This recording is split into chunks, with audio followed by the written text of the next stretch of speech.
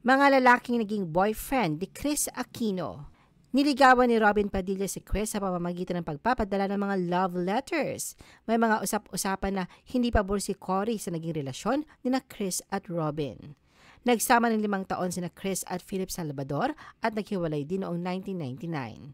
Nagkaroon ng closed-door meetings na Joey Marquez at Chris noon para bigyan ng closure ang kanilang relasyon. Nagpakasal sina Chris at James Yap sa isang pribadong seremonya. Nagkaroon sila ng anak, si Bimby. Naging magnobyo at nobya sina Chris at Herbert Bautista noong 2014 sa loob ng 3 buwan. Ipinahayag ni Chris na kanyang engagement kay Mel Sarmiento sa pamamagitan ng pag-post ng video nilang magkasama noong October 2020. Nagsimula ang mga chismis tungkol sa relasyon ni Chris at Mark Liviste noong January 2022. Inihayag ni Chris na siya nakipaghiwalay kay Mark dahil mahirap umano ang long-distance relationship.